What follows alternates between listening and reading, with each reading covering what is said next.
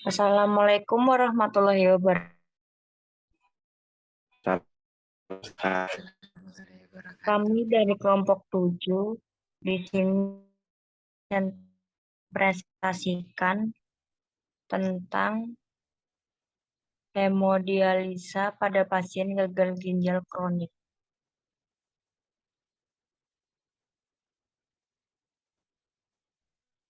Yang beranggotakan saya Rama Marina Ellen, Rizky Aji, Rina Nuraini, Rizkyana, dan Rangga Malju.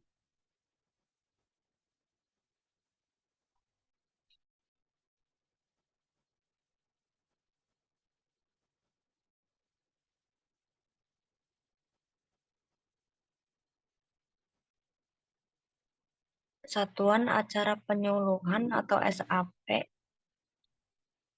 pokok bahasan itu gagal ginjal. Sub pokok bahasan hemodialisa. Sasaran, keluarga dan pasien yang mengalami gagal ginjal kronik. Tempatnya di ruangan 3A RSU Harapan Bangsa. Hari dan tanggal 9 Desember 2022, waktunya jam 8.30 sampai jam 9.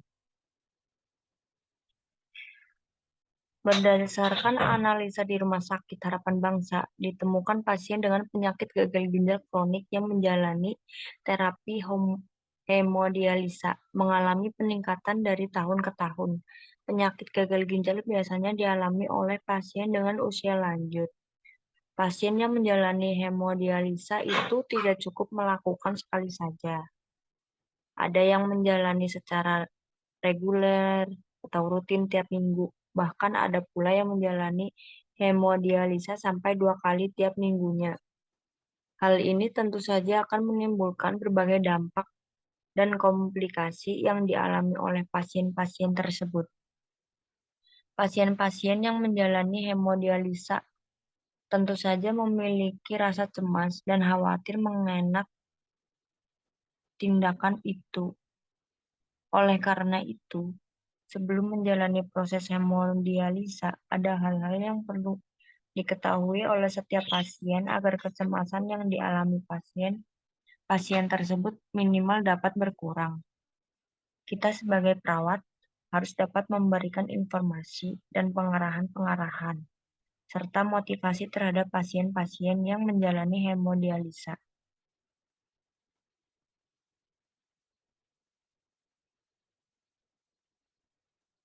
Di sini ada tujuan umum, yaitu setelah diberikan penyuluhan pasien-pasien yang menjalani hemodialisa dapat memahami dan mengerti tentang hemodialisa.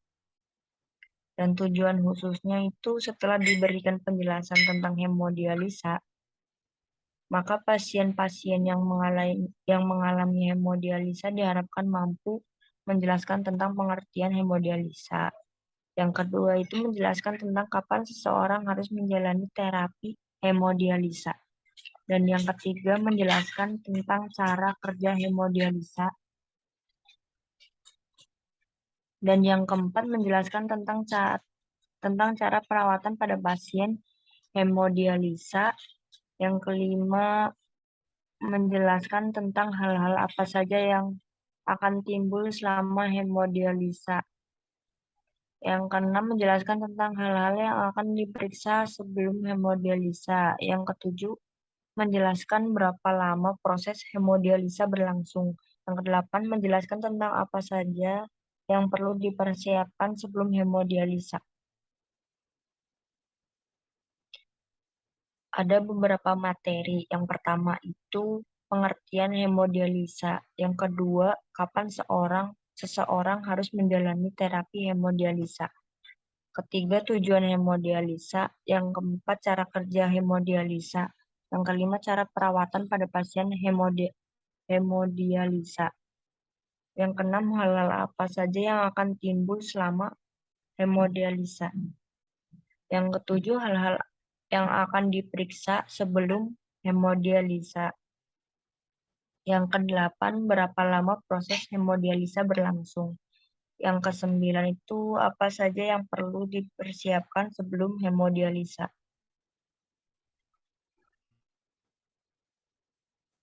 Dan metodenya itu ada ceramah dan diskusi. Selanjutnya kegiatan penyuluhan waktunya sekitar 5 menit. Kegiatannya itu penyuluhan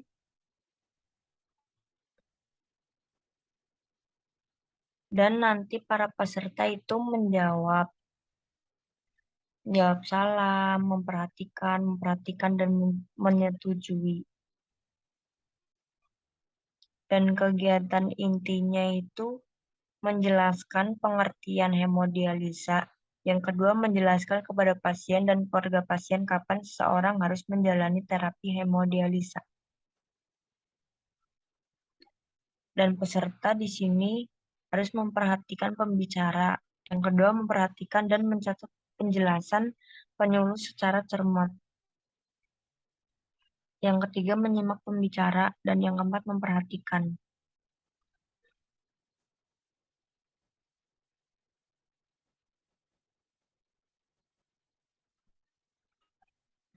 Dan di sini masih ada kegiatan intinya itu menjelaskan tujuan hemodialisa, menjelaskan cara kerja hemodialisa, menjelaskan cara perawatan pada pasien hemodialisa, menjelaskan hal-hal apa saja yang akan timbul selama hemodialisa, dan menjelaskan hal-hal yang akan diperiksa sebelum hemodialisa. Selanjutnya menjelaskan berapa lama proses hemodialisa berlangsung. Kemudian peserta itu memperhatikan dan mencatat penjelasan penyuluh secara cermat, lalu menanyakan hal-hal yang belum jelas, lalu memperhatikan, lalu peserta merasa senang.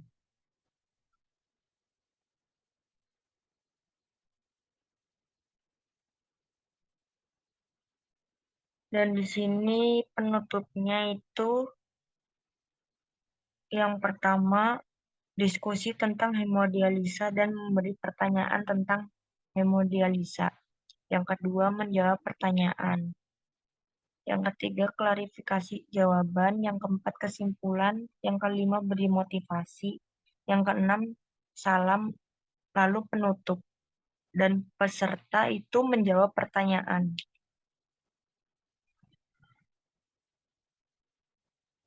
Lalu evaluasi struktur itu ada penentuan tempat, penentuan waktu, sama kontrak waktu terhadap pasien dan keluarga pasien. Lalu ada evaluasi proses yang harus peserta itu dapat aktif dalam diskusi. Peserta menunjukkan minat terhadap kegiatan atau tindakan yang dapat dilakukan. Yang ketiga, peserta dapat memberikan respon verbal dan non-verbal yang baik. Yang keempat, peserta kooperatif dalam kegiatan berlangsung.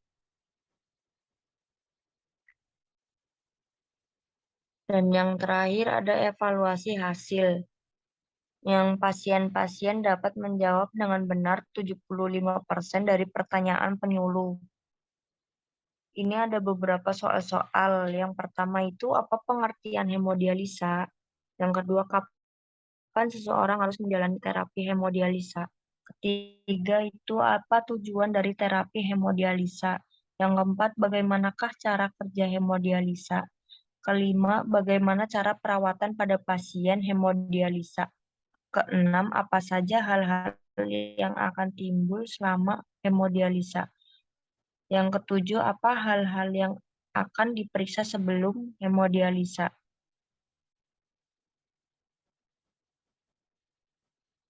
Yang kedelapan itu ada beberapa lamakah proses hemodialisa berlangsung, dan yang terakhir itu apa saja yang perlu dipersiapkan sebelum hemodialisa.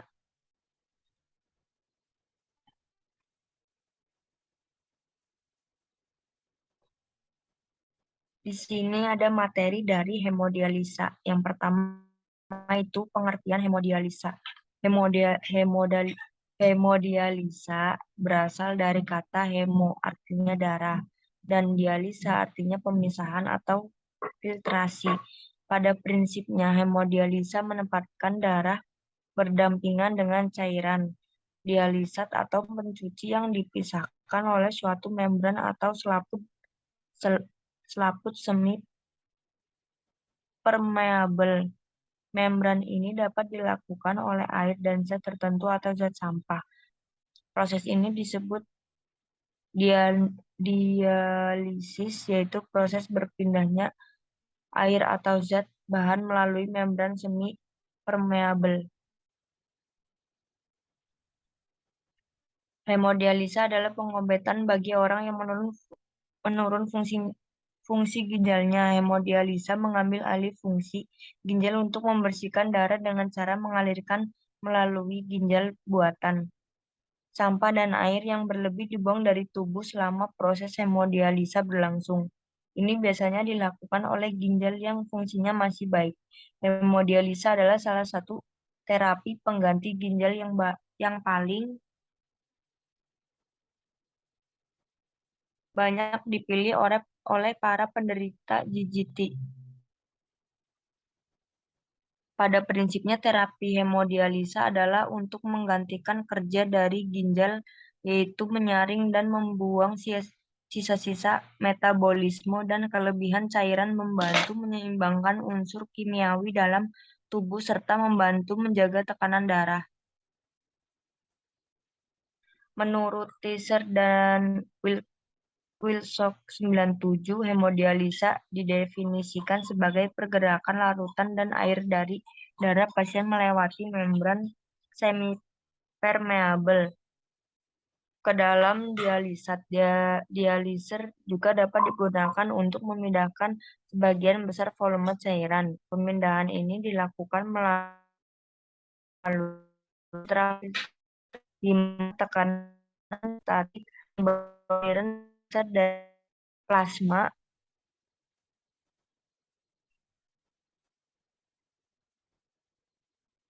dengan perbandingan sedikit larutan melalui membran dengan memperbesar jalan masak pada vaskuler, antikoagulansi, dan produksi dialiser yang dapat dipercaya dan efisien.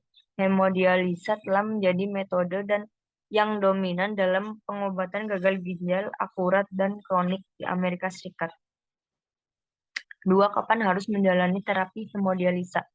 Terapi dibutuhkan apabila fungsi ginjal seseorang telah mencapai tingkatan terakhir atau stage 5 dari gagal ginjal kronik. Dokter akan menentukan tingkat ginjal seseorang per GR atau glomerular filtration rate, di mana pada tingkatan GVR 15 ginjal orang akan gagal ginjal atau end-stage renal disease. Ketiga, tujuan dari terapi hemodialisa itu yang pertama membuang produksi metabolisme protein seperti urea, kreatinin, dan asam urat, membuang kelebihan air, mempertahankan atau mengembalikan sistem buffer tubuh, mempertahankan kadar elektrolit tubuh, dan memperbaiki status kesehatan penderita. Dan keempat, cara kerja hemodialisa. Sebuah ginjal buatan disambung dengan mesin hemodialisa, sebuah selang infus atau akan bertugas mengalirkan darah dari tubuh Anda untuk dibersihkan di ginjal buatan. Selang infus lainnya akan mengalirkan kembali darah ke tubuh Anda. Proses ini yang akan membuang sampah dan air yang berlebih dari tubuh Anda.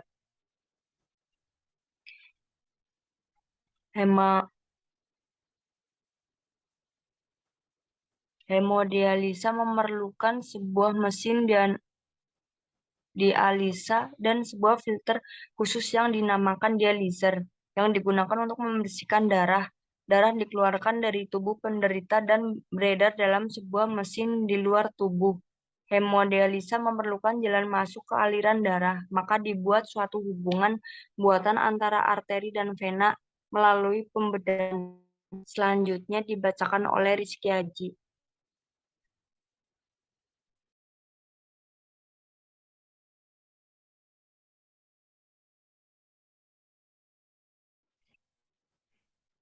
Baik, saya akan 5. Kemudian cara perawatan pasien setelah hemodialisa.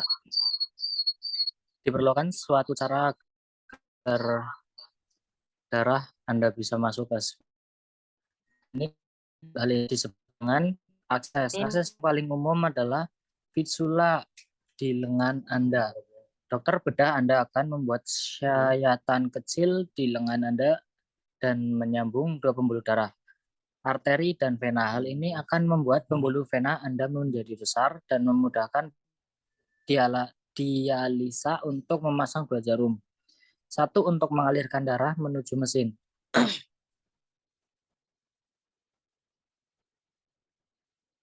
Next, Mbak.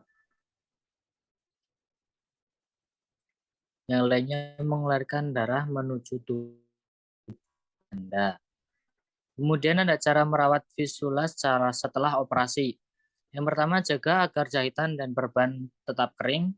Yang kedua, dokter akan menentukan kapan jahitan akan dibuka, biasanya setelah 8-14 hari. Yang ketiga, bila terjadi bengkak pada lengan setelah dilakukan operasi fistula, letakkan lengan lebih tinggi satu bantal saat tidur. Keempat, informasikan pada petugas kesehatan bila ada perdarahan, nyeri atau bengkak yang terus-menerus.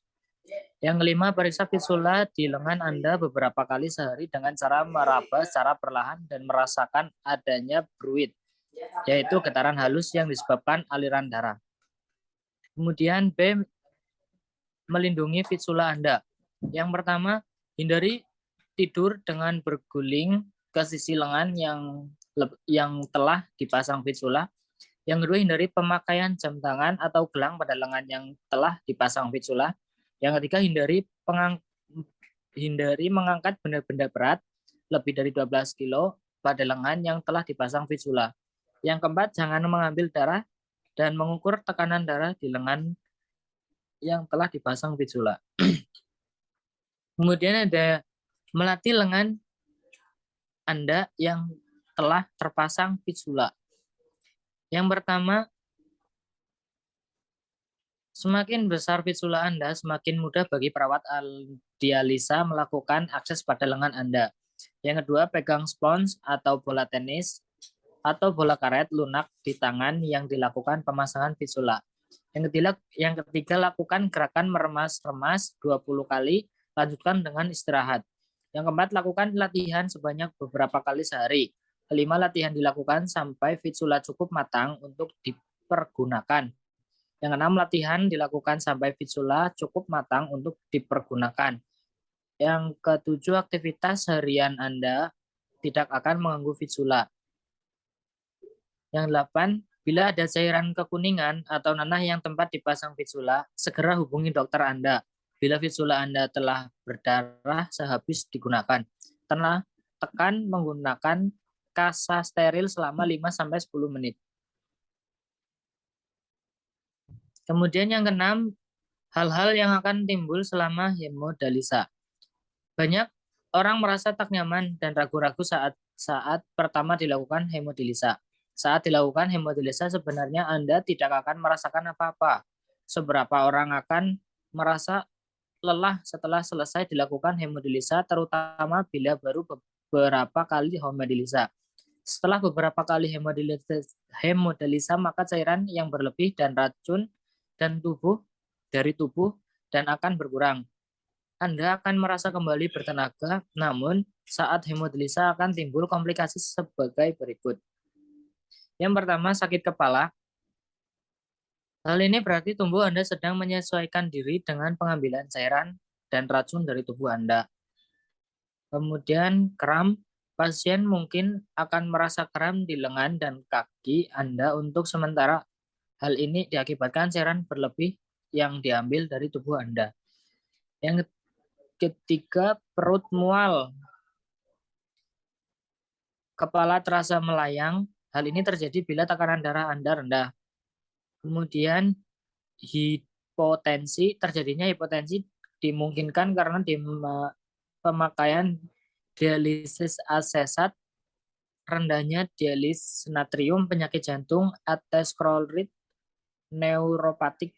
neuropati otonomik, dan kelebihan tambahan kerat cairan.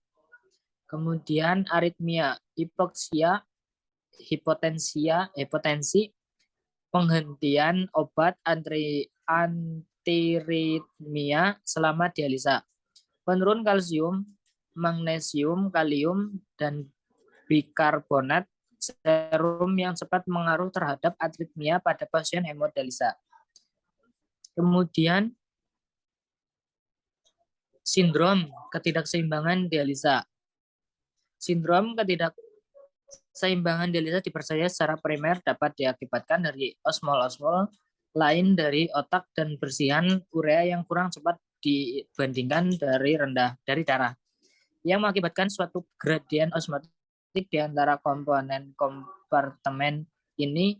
Gradien osmotik menyebabkan perpindahan air ke dalam otak yang menyebabkan odem cerebri. Sindrom ini tidak lazim dan biasanya terjadi pada pasien yang menjalani hemodialisa pertama dengan asotemia berat. Kemudian hipoksemia. Hipoksemia selama hemodialisa merupakan hal penting yang perlu dimonitor pada pasien yang mengalami gangguan fungsi kardipulmonar. Kemudian ada pendarahan. Uremia menyebabkan gangguan fungsi trombosit. Fungsi trombosit dapat dinilai dengan mengukur waktu pendarahan. Penggunaan heparin selama hemodialisa juga merupakan faktor risiko terjadinya perdarahan. Kemudian terjadi infeksi atau peradangan bisa terjadi pada akses vaskuler.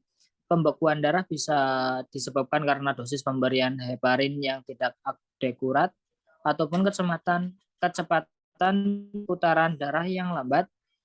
Anda mungkin akan merasakan beberapa macam keluhan. Sangat penting bagi Anda untuk memberitahu pada perawat dialisis supaya.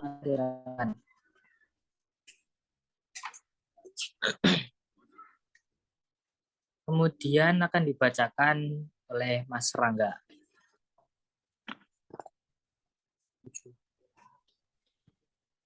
Baik, saya akan melanjutkan. Yang ketujuh adalah hal yang diperiksa sebelum hemodialisa. Yang pertama, akses dialisis. Yang kedua, semua jujur hemodialisa. Yang ketiga, tekanan darah dan detak jantung. Yang keempat, mesin dialisis. Yang kelima, ginjal buatan. Yang keenam, cairan yang digunakan untuk proses hemodialisa. Yang ketujuh, keluhan pasien rasakan selama proses hemodialisa.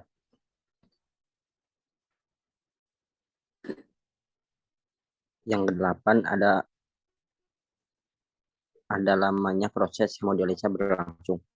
Proses hemodialisa akan berlangsung selama kurang lebih 4 atau 5 jam tergantung kondisi fisik Anda. Selama masa itu hanya sebagian kecil darah Anda berada di luar tubuh karena ada segera dikembalikan ke tubuh Anda.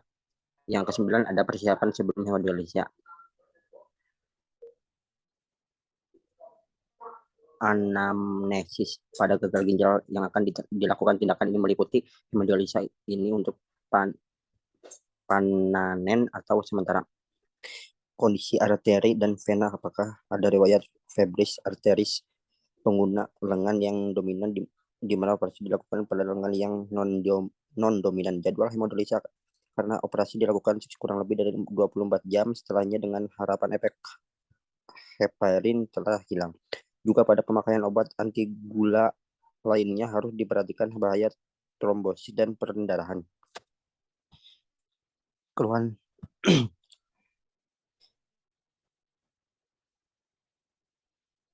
Keluhan sesak pada posisi berbaring sehubungan dengan posisi waktu operasi. Adanya riwayat komorbid seperti diabetes akan mempersulit tindakan. Obat-obatan rutin yang sebelumnya diberikan kepada Anda. Bahan bacaan untuk Anda selama hemodialisa berlangsung. Snack. Sebaiknya Anda datang 10 menit sebelum jadwal Anda. Silakan untuk menunggu di ruang tunggu bila saatnya untuk giliran Anda perawat kami akan mempersilahkan Anda masuk. Kemudian Anda lepaskan pakaian yang berat, tas, dompet, atau seperti lalu timbang diri Anda. Beritahu petugas kami berapa berat badan Anda. Yang terakhir, ada perawat kami akan mengukur tekanan darah Anda.